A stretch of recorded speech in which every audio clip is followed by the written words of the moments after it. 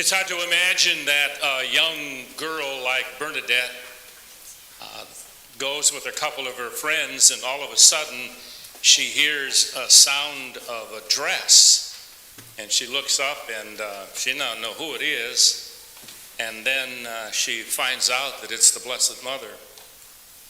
And then 15 times the Blessed Mother appears to her. I can't imagine that. I'd be so scared. I mean, after the first time, I wouldn't have gone back. Because you don't know what's going to happen.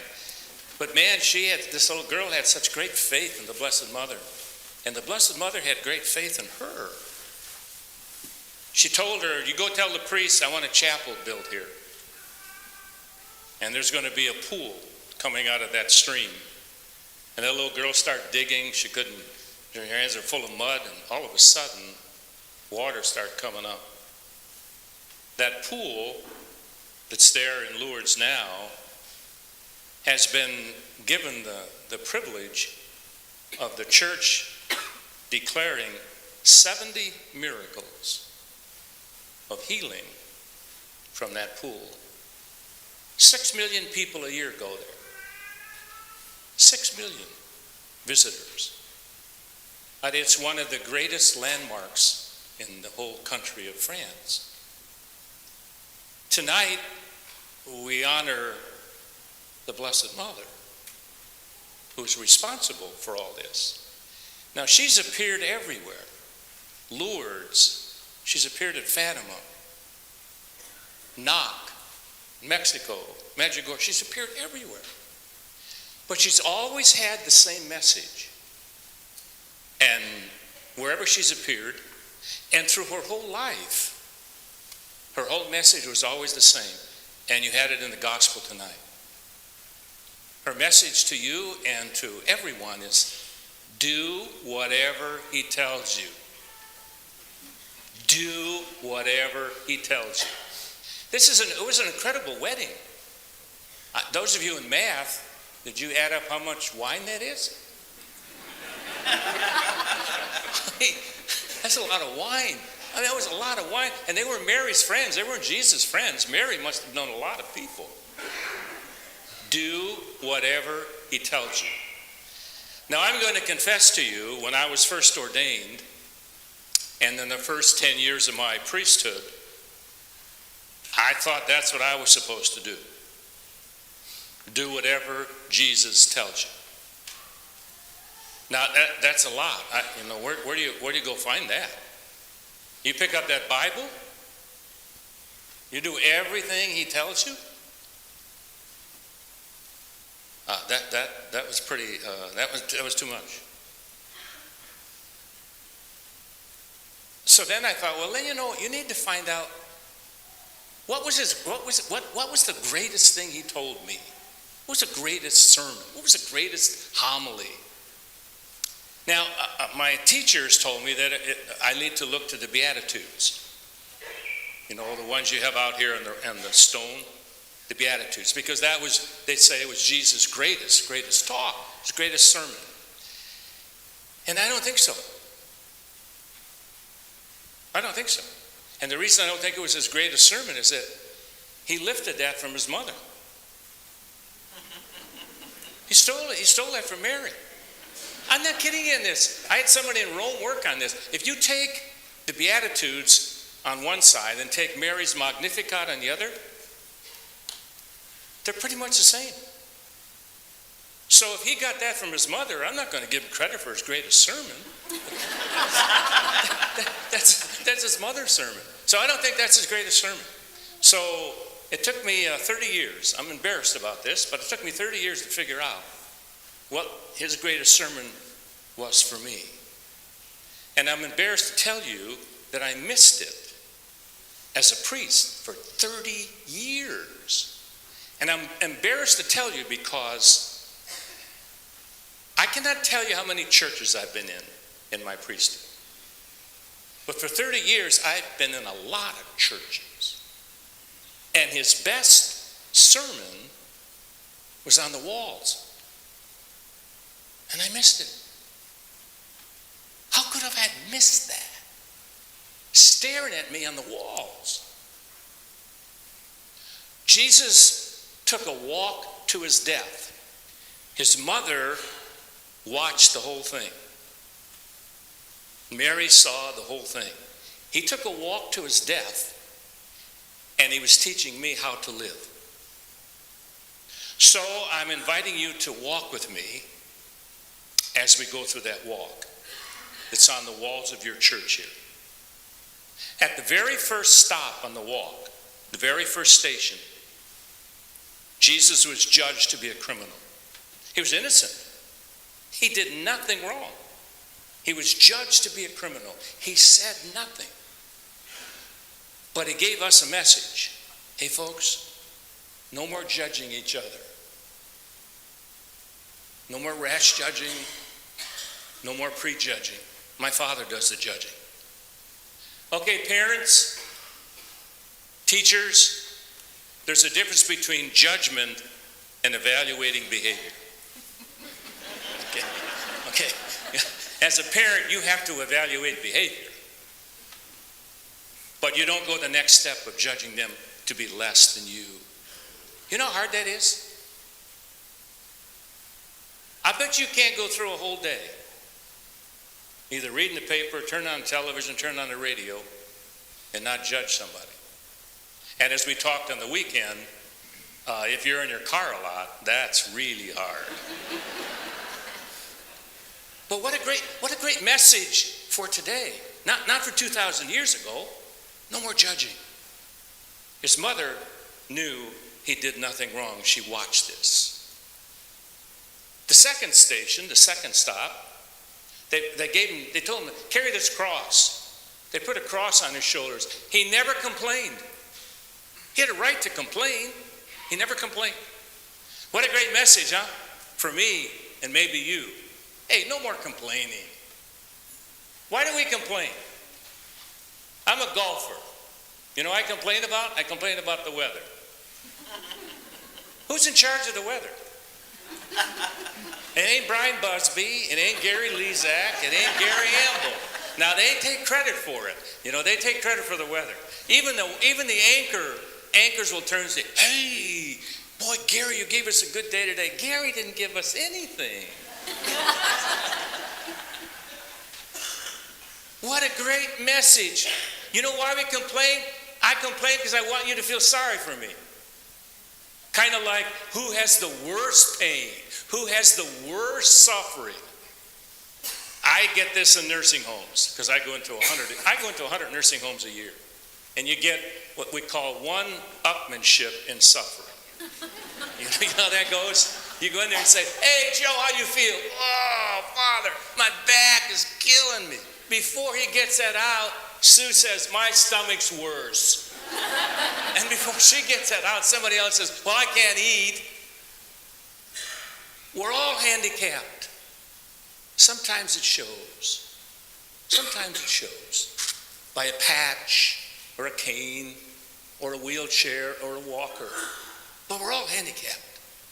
So Jesus' message is, no more complaining.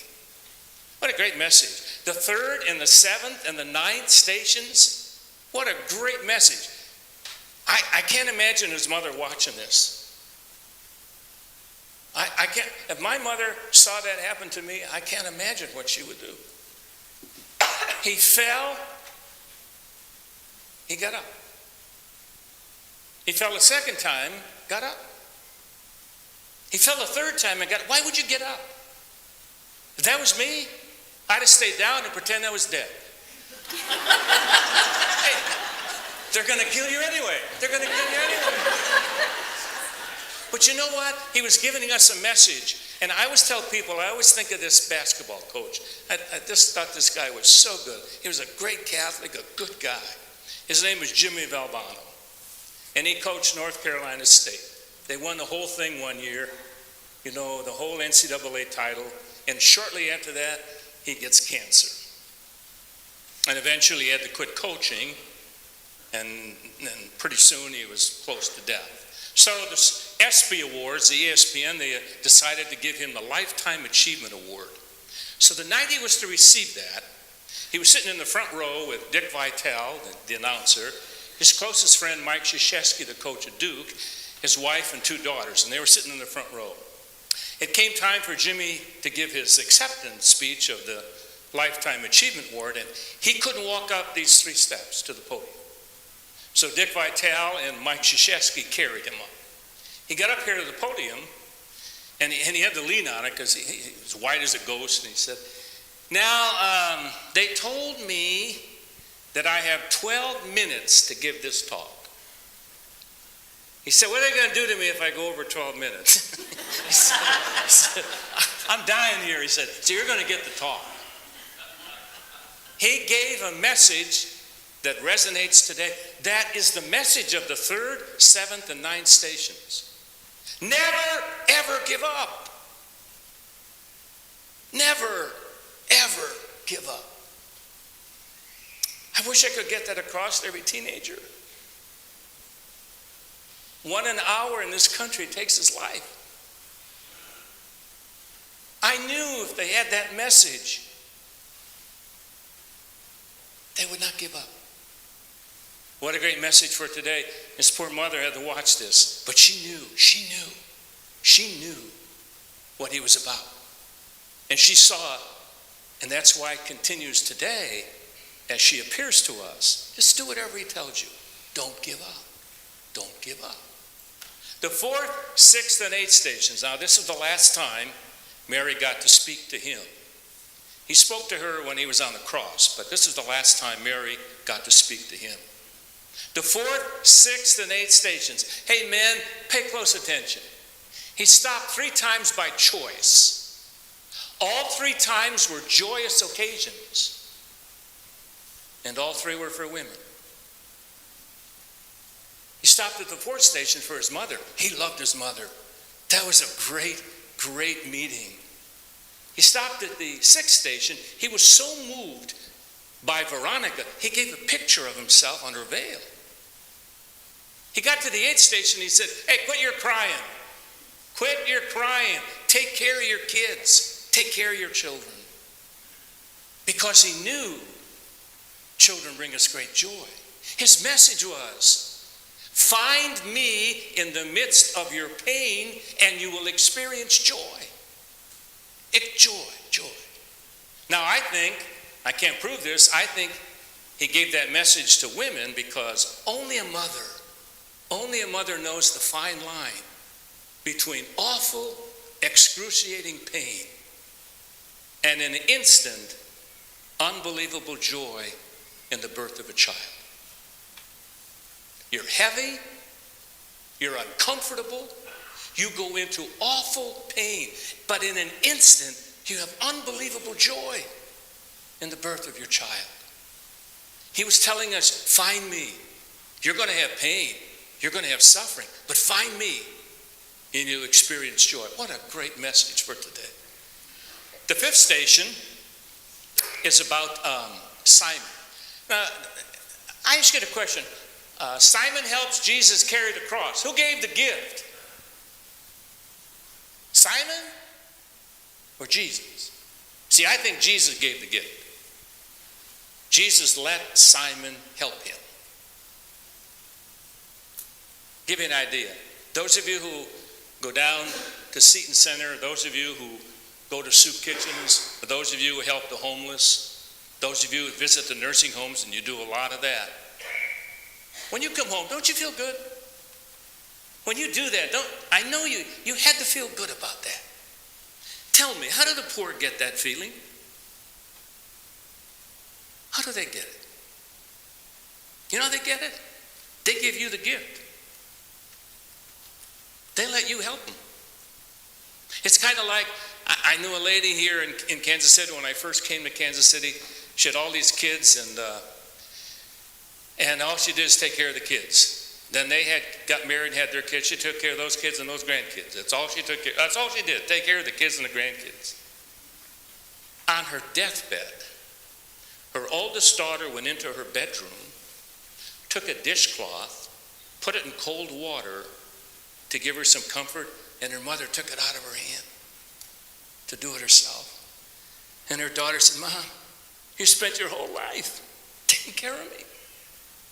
Let me do something for you. So those of you who keep telling me, I don't want to be a burden to my children. You gotta let them help you. Give them the gift. That is a great message for today. The 10th station is about material things. You got nice cars? You got nice homes?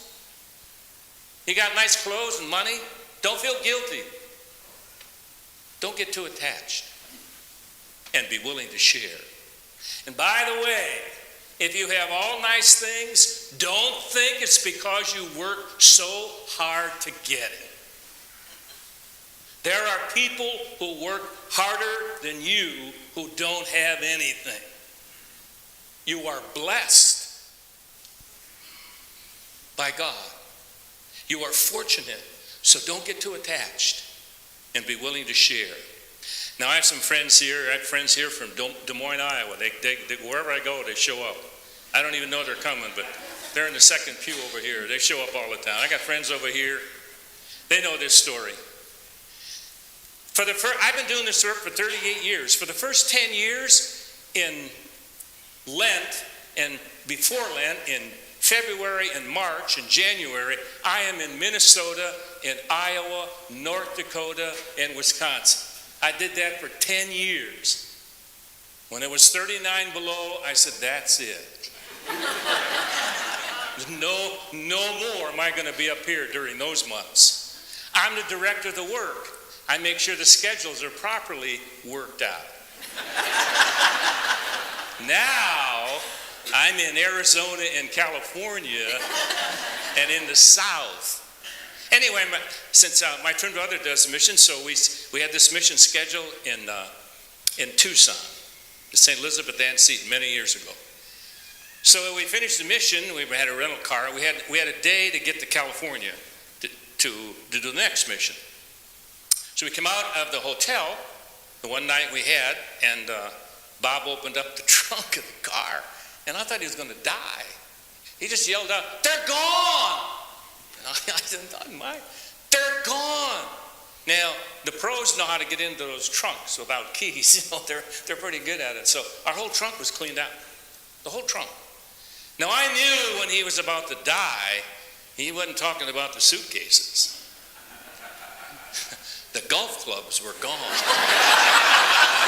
they were gone.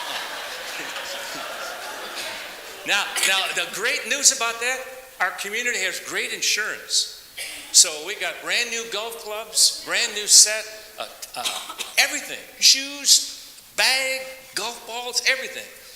However, I had a putter for 30 years. 30 years. I had 2 PGA professionals want it.